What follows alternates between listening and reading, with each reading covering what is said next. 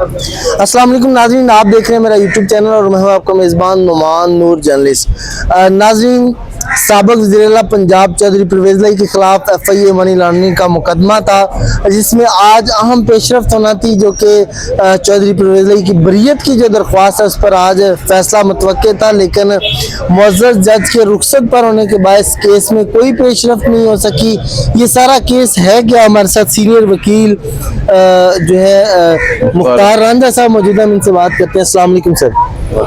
Sir कैसे हैं आप? खैरियत से? सर ये नाज़रीन को बताइएगा कि ये केस है क्या जो आपको तारीख पे तारीख दी जाती है और कभी अदालत छुट्टी पे होती है तो कभी जो है वो सरकारी वकील छुट्टी पे होता है, इस केस को ख़त्म क्यों नहीं किया जा रहा? बिस्मिल्लाहिर्रहमानिर्रहीम। जैसा कि आप लोग जानते हैं कि ये जितने भी केसेस हैं चौधरी परवेज़ लाई के ख़िलाफ़ जो हैं या उनकी फैमिली के ख़िलाफ़ जो हैं, वो सारे पॉलिटिकली मोटिवेटेड केसेस हैं और पॉलिटिकली उनको विक्टिमाइज़ करने के लिए ये केसेस बनाए गए थे। अब ये जो FIR है, ये FIR है 3/4 की मनी लॉन्ड्रिंग की, कि चौधरी साहब ने जो है वो कोई मनी लॉन्ड्रिंग की है। लेकिन उससे पहले ये होता है कि कोई मनी लॉन्ड्रिंग के लिए कोई प्रेडिकेट ऑफेंस जो है उसका होना लाजमी होता है, वो नहीं है। ठीक है। और अगर देखा जाए तो उससे साबित ये होता है कि पहले कोई करप्शन किया है, उसको आगे जो है वो मनी लॉन्ड्रिंग हुई है। अब करप्शन की हद तक तो कोई ऐसी FIR नहीं है चौधरी साहब के ऊपर। एक FIA में डायरेक्ट आके इन्होंने एक 3/4 की FIR जो है मनी लॉन्ड्रिंग की वो कर दी। अब इसमें कोई एविडेंस नहीं है चौधरी साहब के खिलाफ। देखना ये होता है कि किसी अकाउंट से ट्रांजैक्शन हुई हो या किसी और कोई ऐसा सोर्स हो जिससे पता चले कि ये अमाउंट आई थी, ये जो है आगे इसकी मनी लॉन्ड्रिंग हुई है। वो कोई ऐसा डॉक्यूमेंट ही नहीं है जो चौधरी साहब को अटैच करता हो। अब लास्ट टाइम शायद आप उस वक्त मौजूद होंगे, बहुत अच्छे जाए थे, उन्होंने बेल भी इसी ग्राउंड पर ली। उन्होंने कहा जी इनके खिलाफ तो कोई सबूत नहीं है, ये पॉलिटिकली एक मोटिवेटेड FIR है। उसके उन्होंने 20,000 जो मुचलका किया था, उन्होंने कहा इसमें मुचलके की भी जरूरत नहीं है। अब जो है ये हमारी पिछली तकरीबन 3-4 माह से बरीयत की एप्लीकेशन जो है चौधरी साहब की चल रही है कि हमारे खिलाफ ना कोई एविडेंस है, ना कोई डॉक्यूमेंट्री एविडेंस है, ना कोई जो है वो ज़बानी एविडेंस है। और इस बुनियाद पर चौधरी साहब के ऊपर ये जो FIR है ये एक झूठी और बेबुनियाद FIR है। ये जो है इसमें से चौधरी साहब को बरी होना चाहिए।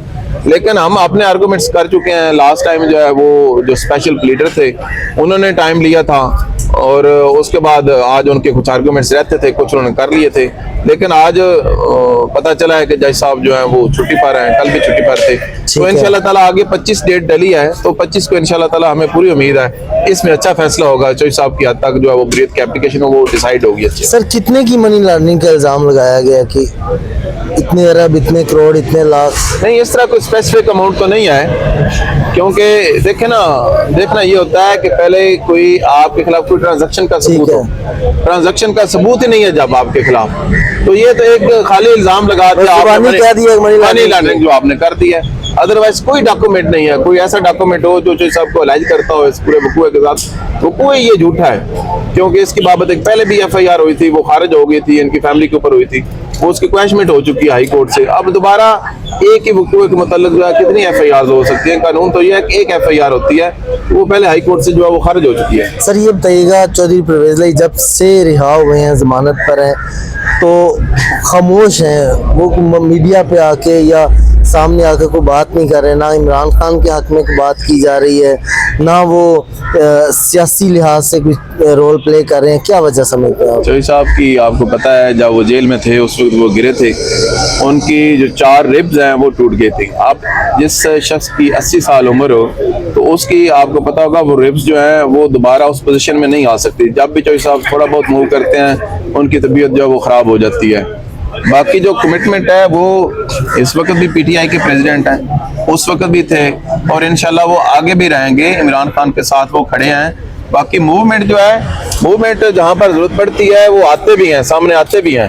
तो इंशाल्लाह ताला वो इमरान खान के साथ हैं और साथ रहेंगे। सर इमरान खान को रिहा करवाने के हवाले से तो ना कोई तहरीक चला रहे हैं, ना कोई सोशल मीडिया पे कोई कैंपेन, ना कोई मैसेज, ना कोई जलसा जुलूस। क्या वजह है? मतलब एक नुक्कर पे लग के बैठे हैं। आपको पता ही है जो हालात बने हुए हैं यहाँ पर इस मुल्क में, जो हैं इस तरह के हालात में कितना मुश्किल होता है मूवमेंट चलाना जो है।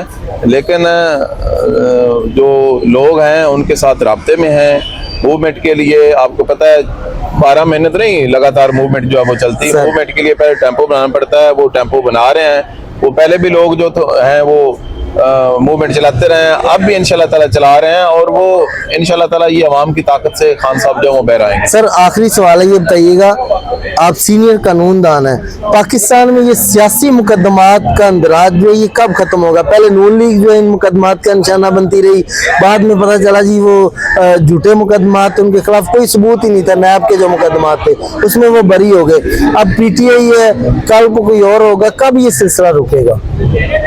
सिलसिला ये बहुत लंबी बात है, सिलसिला कैसे रुकेगा ये आप अगर इस मुल्क की हिस्ट्री देखते हैं तो इस तरह ही हुआ है। सियासतदान जो है वो हमेशा इस्तेमाल हुए हैं और एक दूसरे के खिलाफ इस्तेमाल हुए हैं।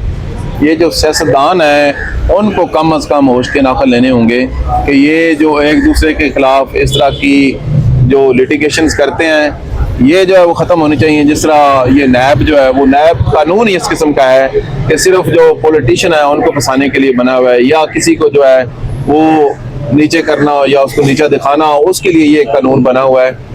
और मैं नहीं समझता कि नैब जो है वो इफेक्टिव रोल जो है वो अदा कर सका है।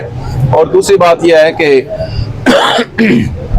डेमोक्रेसी जो है वो इस मुल्क का जो वो हल हो सकता है, लेकिन रियल डेमोक्रेसी, जब तक रियल डेमोक्रेसी नहीं होगी, इलेक्शन जो है वो प्रॉपर नहीं होंगे, फेयर नहीं होंगे, उस वक्त तक बेहतरी नहीं आ सकती। सर एक और चीज बताइएगा, तहरीक-ए-लब्बैक पाकिस्तान TLP एक सियासी जमात थी, उस पर पाबंदी लगा दी गई, आप इसको कैसा समझते हैं? नहीं, बेसिकली वो सियासी जमात नहीं थी, वो एक मजहबी जमात थी। हम जानते हैं इलेक्शन कमीशन में रजिस्टर है तो सियासी जमात हुई ना? नहीं, ठीक कह रहे हैं। इलेक्शन कमीशन में मजहबी नहीं बन गई थी, नहीं थी वो किसने जमात बनाया गया? वो जमात जो है वो बन गई, पहले वो सियासी नहीं थी, पहले वो मजहबी जमात थी। ठीक है। वो इलामा साहब जो हैं, खादम हुसैन रिजवी साहब जो हैं उनका बैकग्राउंड आप भी जानते हैं, हम भी जानते हैं, बेसिकली उनका कहाँ से वो तलक था, कहाँ से बिलोंग करते थे। तो ये इस तरह की सियासी जमातें बनती भी हैं, ख़त्म भी हो जाती हैं। ये हमारे मुल्क का जो है ना ये मसला रहा है, और मैं ये समझता हूँ कि जब ये लोग सियासी बनते हैं उस वक्त इनको अगले जो कॉन्सिक्वेंसेज हैं वो सामने ज़हन में होने चाहिए कि कैसे हम सियासी बन रहे हैं और कैसे हम ख़त्म होंगे। ये पहले तारुल कादरी साहब भी आए थे, वो भी सियासी थे, आजकल वो गैर सियासी हो गए। तो ये जमात जो ये खड़ी की गई थी अब खत्म हो गई है, बस इतनी है इसकी। नाज़रीन आपने देखा हमारे साथ सीनियर एडवोकेट सुप्रीम कोर्ट जो है मौजूद थे और हमें बता रहे थे परवेज़ लाई के तमाम जो मुकदमात हैं उसकी तफसील के लिए। उनका ये कहना है कि ये मुकदमा एक सियासी मुकदमा है, इस तरह के मुकदमात को ख़त्म होना चाहिए और परवेज़ लाई की जो बरीयत की दरख्वास्त है वो मंजूर होनी चाहिए। नाज़रीन ये थी मेरी आज की वीडियो। इस तरह की